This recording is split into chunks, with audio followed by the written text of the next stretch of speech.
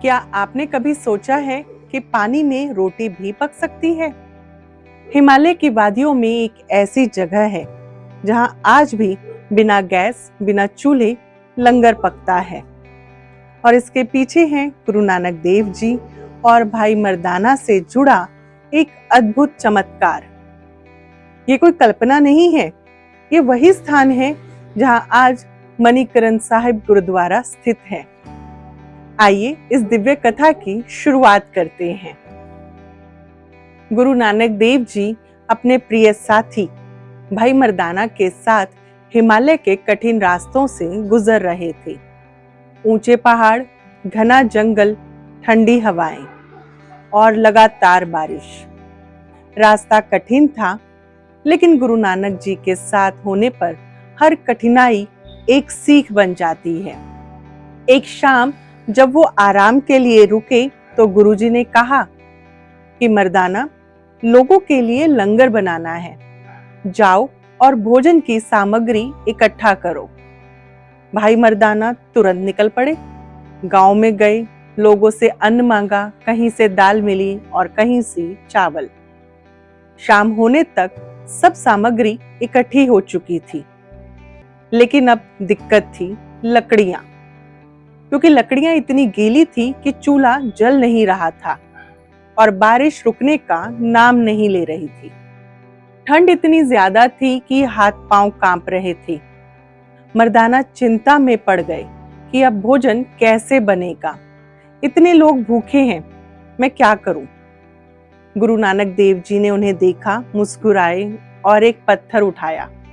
जैसे ही वो पत्थर हटाया, वहां से गर्म पानी का तेज झरना फूट पड़ा। सब चकित थे। थोड़ी ही देर में झरने का पानी एक प्राकृतिक कुंड में इकट्ठा हो गया। वो पानी इतना गर्म था कि उसमें भोजन पक सकता था। शिष्य और भाई मर्दाना खुशी से भर गए।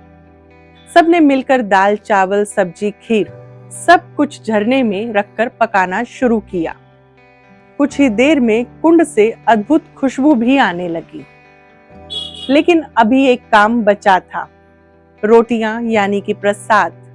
और प्रसाद के लिए जिस तवे, चिमटे या चूल्हे की जरूरत थी, वो सब इस पहाड़ी इलाके में उपलब्ध नहीं था। भाई मर्दाना परेशान हो गए। गुरुदेव, रोटियां कैसे बनेंगी? गुरुजी ने शांत भाव से कहा, मर्दाना, रोटियां बेलो और उन्हें इस गर्म पानी के झरने में छोड़ दो। मर्दाना चौंके, बोले कि गुरुदेव, पानी में रोटियां कैसे सिकेंगी? वो तो इसमें डूब जाएंगी। लेकिन गुरुजी की आज्ञा उनके लिए ईश्वर का आदेश था। उन्होंने रोटियां बेलकर झरने में डालना शुरू कर दिया और वैसा ही हुआ जैसा मर्दाना ने सोचा था। हर रोटी झरने में जाते ही नीचे डूब जाती। कुछ देर बाद मर्दाना घबराकर गुरुजी के पास आए। गुरुजी, रोटियां तो डूब रही हैं, प्रसाद कैसे बनेगा? गुरु नानक देव जी बोले, मर्दाना, पहले भगवान का नाम लेते हुए सच्ची प्रार्थना करो। मर्दाना ने हाथ जोड़ लिए, आंखें बंद की और बोले, मैं एक ईश्वर के नाम पर अपना जीवन अर्पित करता हूँ। जो तुम चाहो वो ही हो। उनकी आवाज कांप रही थी। दिल में श्रद्धा थी, आंखों में भक्ति। जब उन्होंने आंखें खोली तो सामने एक चमत्कार था। सभी रोटियां पानी की सतह पर तैर रही थी और पूरी तरह से सिक चुकी थी। मर्दाना के आंसू थम नहीं रहे थे। शिष्य मंत्रमुग्ध थे। पहाड़ों में गुरु नानक जी की जय ध्वनि गूंज उठी। और दोस्तों, ये कोई पुरानी कल्पना नहीं है। आज भी मणिकरण साहिब गुरुद्वारे में सारा लंगर, खीर, दाल, चावल, सब्जी सब इन्हीं गर्म पानी के पवित्र झरनों में पकाया जाता है। लाखों लोग रोज प्रसाद ग्रहण करते हैं और हर कोई गुरु नानक जी की कृपा को महसूस करता है। दोस्तों, इस कथा में चमत्कार नहीं, बल्कि एक बड़ी सीख छिपी है। जहां सच्ची भक्ति होती है, जहां नम्रता होती है, जहां समर्पण होता है, वहां असंभव भी संभव हो जाता है। मर्दाना की श्रद्धा ही उस चमत्कार का कारण बनी।